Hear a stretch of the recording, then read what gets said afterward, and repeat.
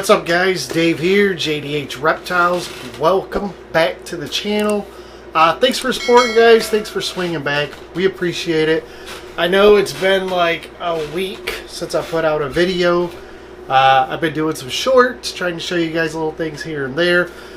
If you're following those shorts, you will know that we lost power this weekend.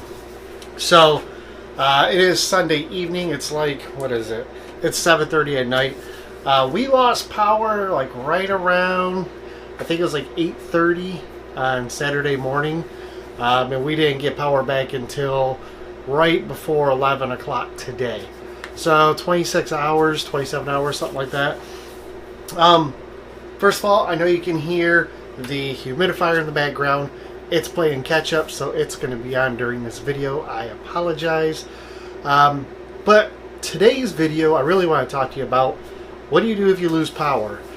We've had this happen twice now where it's been significant. 2 years ago, we had it for 3 days. And thankfully, it was our first year breeding. I say 2 years ago, it was 2019. The very beginning of the year of 2019. So actually just shy of 3 years ago. It's our first year. We started breeding in 2018, so 2019 is our first year for eggs. We had no problems. All the females laid. The males kept doing their thing. We didn't lose any animals. We almost lost ourselves in the process, and I'll explain that here in a moment. But the big thing I can tell you guys is prevention. Now, you can't prevent the weather. You can't prevent losing power.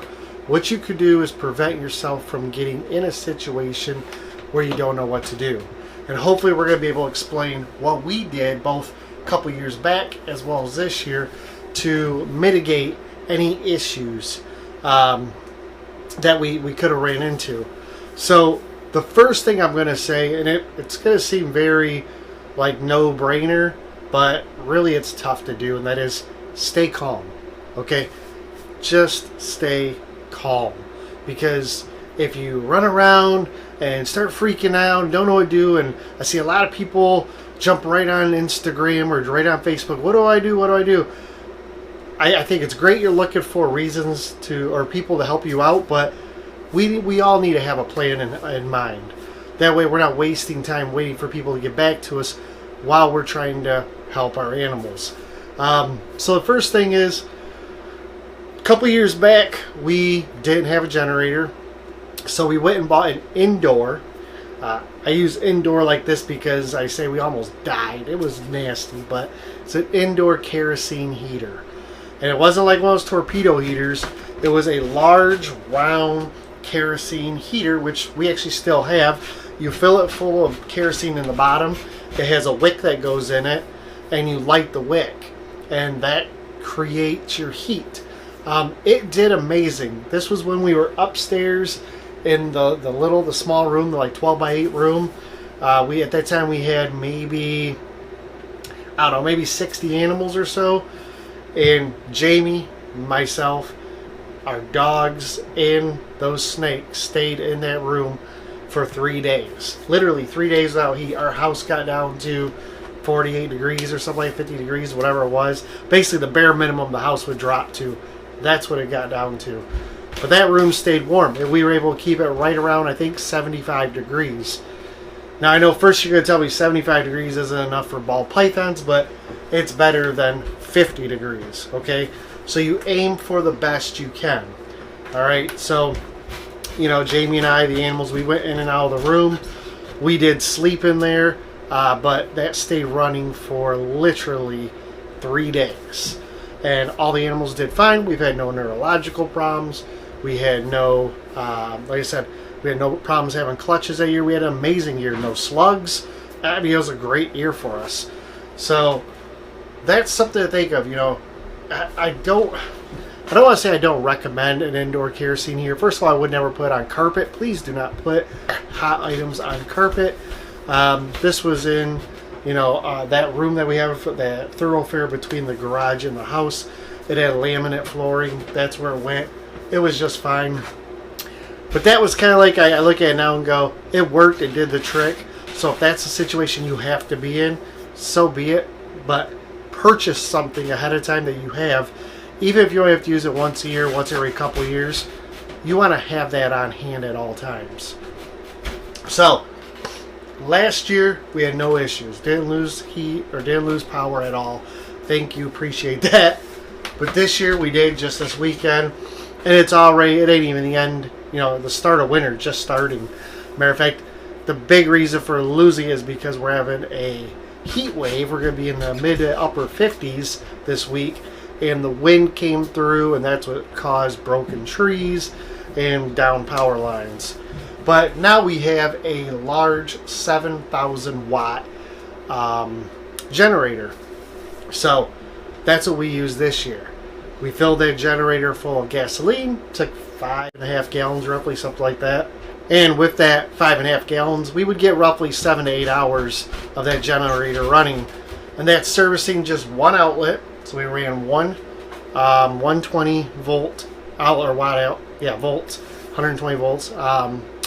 We have a 100-foot extension cord that we ran from outside at the generator through one of our windows down here in our basement, because that's where our snake room is. And we dedicated that strictly for the heater we have in this room. That heater right there, it is an electric heater on a Herpstat HP, and it is set to 80 degrees in this room. So we dedicated all that generator just to that. We could have ran, the racks and had a hot spot. We could have ran humidifier to keep the humidity up. But really what we were facing was we need to get the overall temperature in this room up and keep it up, because it's going to drop. And here in Michigan, with this being sub-level in the basement, I think roughly the freezing level sits this room right around 52 to 55 degrees. That doesn't take long down here. So we waited about 5 hours roughly before we got the generator out. This room got down to about 72, 73 degrees. At that time, we turned the heater on. We set our Herpstat to 85, trying to keep a nice round temperature in here. And for the day, the 24 hours, it made it up to about 80, 81 degrees. Now, again, as far as ambient temps go, sure, they might like it a little warmer for like a hot spot, but as you know, we aim to have this room at 80 degrees, and their hot spot's at 90. So keeping this room right between 80 and 81 wasn't the end of the world. I still had animals that were on the warm side, some on the cold side, some everywhere, some in the middle. It really didn't matter. They all did fine. They had all ate a couple days prior, so their food had been digested, or mainly digested. And then today, when the heat or the electricity came on, we set it back to the normal 80 degrees, shut down the generator, and I went through and checked every tub, and everybody looks great. They're doing great. There wasn't any of them like they had regurgitated or made a mess of their tub. So I think we did pretty well. But the idea here is we now have a plan in place for what we'll do if this happens again. And I think that's what I'm trying to get at in this whole video. I try to tell you what we did, but really it comes down to, for you guys, stay calm and have a plan. So if you're watching this video today and you've got electricity, be thankful, first of all, and second of all, take a moment of your day and think, what am I going to do? Do you have a generator? If not, buy a generator. Because I'll tell you right now, trying to buy a generator when there's an outage is hard to do. Not only will the prices skyrocket, I've seen that, but people will go buy them right away and you'll be left without one. So even if you go, oh, I won't have a problem this year, you might next year. It's okay to have it. So we actually share it with Jamie's parents. So if either of us need it, we just loan it to each other. But get a generator, get a heater, something that can be ran, gas powered or whatever it may be, because when there's no electricity, you need to be able to take stock of what you have and keep it healthy, keep it warm. The other thing I think to myself is really big on having a snake room. If you have multiple snakes, try and designate a room for that. Now, if you have a quarantine room separate, so be it. But let's say, you got tanks or racks or both or PVC enclosures, and they're all throughout the house.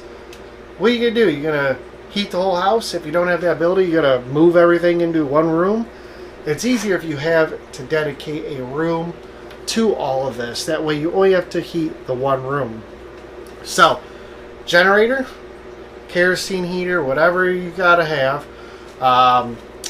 You know, I think actually a lot of companies now are coming out with heaters that run on like batteries, like on you know, Makita and that kind of thing. If that's the case, which I'm not sure, but if that's the case, that would be one thing to do. So you want to always make sure you have batteries charged.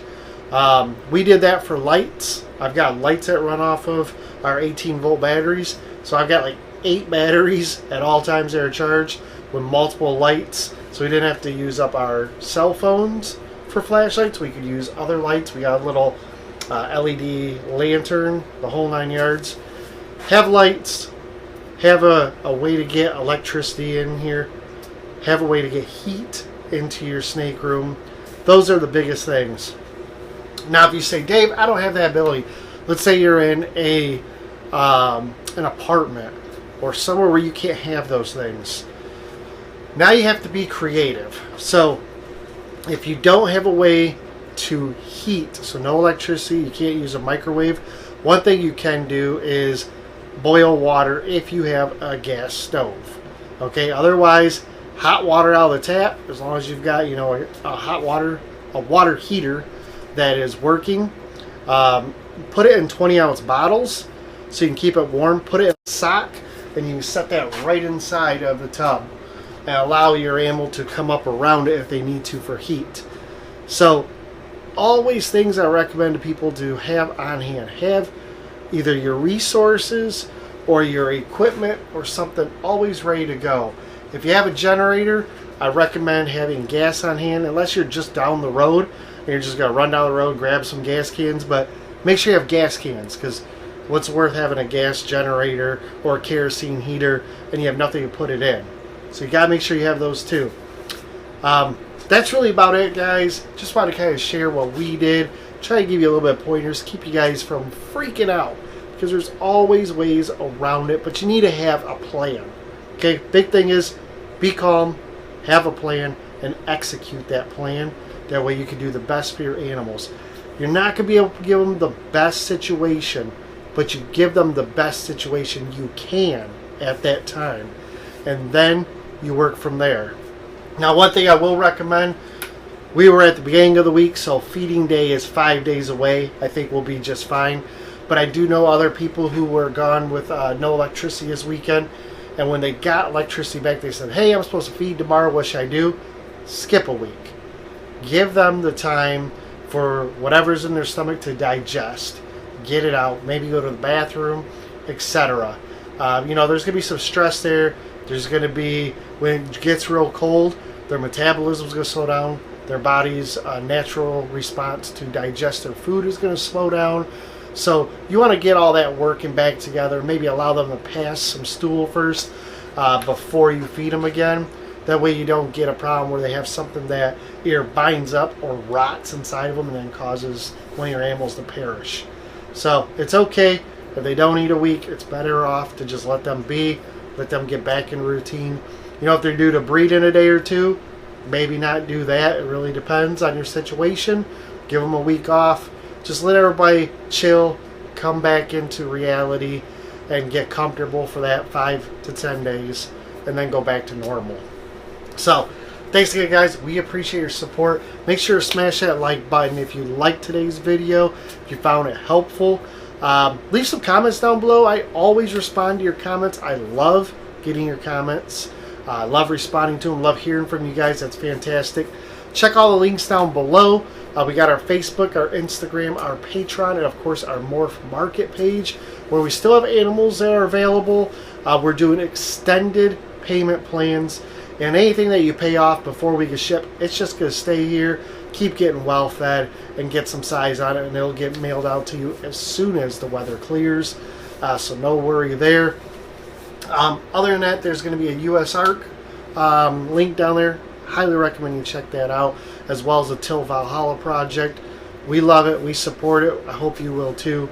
Thanks again, guys. Take care, and we'll see you on tomorrow's video.